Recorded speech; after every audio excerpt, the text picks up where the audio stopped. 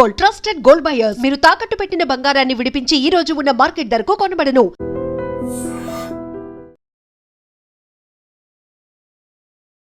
Welcome to Dream News. This is Pavan. Tirupati జిల్లాలోని పుత్తూరులో ఒక దారుణమైన సంఘటన చోటు చేసుకుంది. 28 ఏళ్ల పద్మ తన ఇద్దరు పిల్లల్ని, ఒక పాపకి 5 సంవత్సరాలు, ఒక పాపకి 6 సంవత్సరాలు, ఇద్దరిని బెడ్రూమ్లో ఉరేసి చంపేసిన తర్వాత తను కూడా హాల్లోకి వచ్చి ఉరేసుకొని సూసైడ్ చేసుకొని చనిపోవడం జరిగింది. అంటే ఇద్దరు పిల్లల్ని చంపి తను కూడా చావాల్సినంత బాధ ఎందుకు వచ్చింది, అసలు ఏం జరిగిందని వివరాల్లోకి వెళ్తే, పద్మ అనే వ్యక్తి శివశంకర్ అనే అతనితో డిగ్రీ నుంచి ఇద్దరు ఫ్రెండ్స్ అనమాట, ప్రేమించుకున్నారు. 2019లో పెళ్లి చేసుకున్నారు. ఈ పెళ్ళి ఎలా జరిగిందంటే పెద్దల సమక్షంలో జరగలేదు. పెద్దలు నిరాకరించారు. శివశంకర్ అనే వ్యక్తి ఏ పని చేయడు, గాలికి తిరుగుతూ ఉంటాడు. మరి పద్మకి ఎలాంటి మాయమాటలు చెప్పాడో తెలియదు, ఏమైందో తెలియదు, కానీ ప్రేమించుకున్నారు. వీళ్ళ క్యాస్ట్ వేరు, ఒకటే క్యాస్ట్ కాదు. అదేవిధంగా అతను ఏ పని చేయడం అన్న కారణంతో వాళ్ళ పేరెంట్స్ పెళ్ళికి నిరాకరించారు. పెళ్ళి వద్దు అని చెప్పినప్పుడు ఇంకా వీళ్ళు చేసేది ఏం లేక పారిపోయి పెళ్లి చేసుకుందామని లవ్ మ్యారేజ్ చేసుకొని, ఇద్దరు లవ్ మ్యారేజ్ చేసుకున్నారు. ఒక 2 years బాగానే ఉంది ఆ లైఫ్. బాగానే, ఇంతకుముందు ఏదో షోరూంలో వర్క్ చేశాడంట. ఆ 2 years తర్వాత మెల్లిమెల్లిగా అతనిలో ఉన్న క్యారెక్టర్ బయటికి రావడం జరిగింది. అప్పులు ఎక్కువైపోతున్నాయి ఇంట్లో. కనీసం ఆ పిల్లలకి, వాళ్ళ పేరెంట్స్కి, తనకి ఎలాంటి బాధ్యత, రెస్పాన్సిబిలిటీ తీసుకోలేకుండా అయిపోతుంది. ఇది జరుగుతూనే కంటిన్యూస్గా అవుతూనే ఉంది. ఇద్దరు పిల్లలు వచ్చారు, పిల్లలు స్కూల్కి వెళ్ళారు, పుత్తూరులోనే స్కూల్లో చదువుకుంటున్నారు. ఒక పాప ఫస్ట్ క్లాస్, ఒక పాప ఎల్కేజీ. అంటే వీళ్ళు చదువుకున్న క్రమంలో ఆఖరికి వాళ్ళ స్కూల్ ఫీజు కాదు కదా, వాళ్ళు ఉండే ఇంటి రెంట్ కూడా పే చేయలేని పరిస్థితికి దిగజారిపోయారు. తను మేనేజ్ చేసుకుంటూ వచ్చి వచ్చి అందరికీ చెప్పుకుంది. అంటే ఇప్పుడు మళ్ళీ ఎందుకు చావడం, పుట్టింటికి వెళ్ళొచ్చు కదా అంటే మనసు ఒప్పలేదు. పేరెంట్స్ని కాదని, పేరెంట్స్ ఇష్టం లేకుండా తన ఇష్టానుసారం పెళ్లి చేసుకొని నమ్మి ప్రేమించిన వ్యక్తి ఈ విధంగా మోసం చేస్తే మళ్ళీ నేను ఏ ముఖం పెట్టుకొని పుట్టింటికి వెళ్ళాలి అన్న ఆలోచన తనలో ఉండి, పుట్టింటి వాళ్ళకి ఈమె ముఖం చూపించుకోలేక ఆమె చాలా బాధపడుకుంటూ సూసైడ్కి ముందు ఒక లెటర్ రాయడం జరిగింది, సూసైడ్ లెటర్.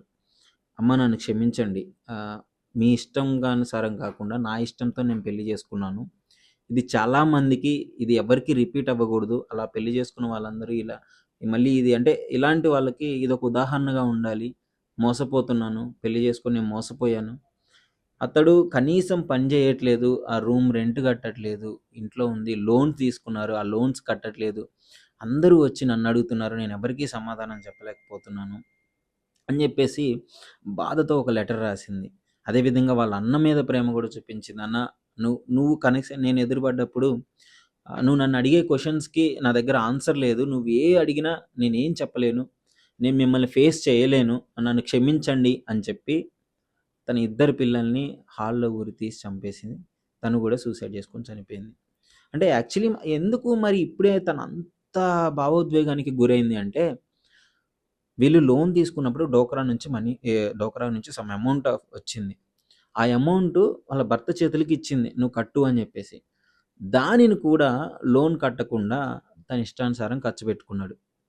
ఇక అసలు తను ఏం చెప్పాలో అర్థం కాక ఇన్ని రోజుల నుంచి భరిస్తూ భరిస్తూ వచ్చింది. ఇంకా పిల్లలు నేను లేకపోతే ఈ బాధ్యత లేని భర్త దగ్గర వాళ్ళ తండ్రి స్థానంలో అతను సరిగ్గా చూసుకోలేడేమో, పిల్లలు అనాథలైపోతారు, రోడ్డు మీద పడిపోతారు అని చెప్పేసి వాళ్ళని చంపి తను కూడా చచ్చిపోవడం జరిగింది. సో మోస్ట్లీ ఇది చాలామందికి అంటే ఒక గుణపాఠం. తను తప్పు డెసిషనే తీసుకుంది. పేరెంట్స్ ఎప్పుడు ప్రేమించి వెళ్ళిపోయినంత మాత్రాన అది మనసులో పెట్టుకోరు. ఎప్పుడు కన్న కూతురు ఇంటికి వచ్చిందంటే తన బాధలు చెప్పి వాళ్ళ ఇంటికి చేర్చుకొని భర్తను కూడా దారిలో పెట్టే అవకాశం ఉండేది. బట్ తప్పు డెసిషన్ తీసుకుంది. ఈ మధ్య కాలంలో చర్లపల్లిలో కూడా మనం ఒక ఇన్సిడెంట్ చూసాం. డిప్రెషన్తో విజయశాంతి రెడ్డి పిల్లల్ని తీసుకొని రైల్వే స్టేషన్లో చనిపోయింది, ట్రైన్ గుద్ది చనిపోయింది. ఎంత దారుణమైన సంఘటన చూడండి. అంటే పిల్లల్ని, కన్న తల్లి ఎంత ఆవేదన చెంది ఉంటుంది. ఇద్దరు పిల్లల్ని ఉరితీసి తన కళ్ళ ముందే చనిపోతే ఆ తల్లి పడే ఆవేదన ఎలా ఉంటుందో ఒక్కసారి మీరు అర్థం చేసుకోండి. ప్లీజ్ అందరికీ చెప్తున్నాను, ఆవేశంలో తప్పు డెసిషన్స్ తీసుకోవద్దు. అదేవిధంగా ఈ మధ్య కాలంలో తెలిసి తెలియని వయసులో ప్రేమ అనే పేరు పెట్టుకొని ఇష్టం వచ్చినట్టు బయట అతనితో తిరిగి తర్వాత అనుకోని పరిస్థితుల్లో పెళ్లి చేసుకొని తర్వాత బాధపడే కంటే పెళ్లి విషయంలో పేరెంట్స్ డెసిషన్ మోస్ట్‌లీ చాలా ఇంపార్టెంటు. మీరు ప్రేమించండి తప్పులేదు. కానీ పేరెంట్స్‌ని ఒప్పించుకొని పెళ్లి చేసుకోండి. అది ఎంత కష్టమైనా సరే. అప్పుడు మీకు పేరెంట్స్ సపోర్ట్ ఉంటుంది. సో, ఇదొక్కటి గుర్తుపెట్టుకోండి. చాలా బాధాకరమైన సంఘటన. మరి కస్టడీలోకి తీసుకున్నారు పోలీస్ వాళ్ళు. ఆ శివశంకర్‌ని కస్టడీలోకి తీసుకున్నారు. అడుగుతున్నారు ఏం జరిగింది? అసలు ఏంటి? దానికి కారణాలు మొత్తం క్లియర్‌గా తెలుసుకుంటున్నారు. ఈ విషయం పైన అసలు మీరేమనుకుంటున్నారు? మీ అభిప్రాయం ఏంటి అనేది డెఫినెట్‌లీ కామెంట్ రూపంలో తెలియజేయండి.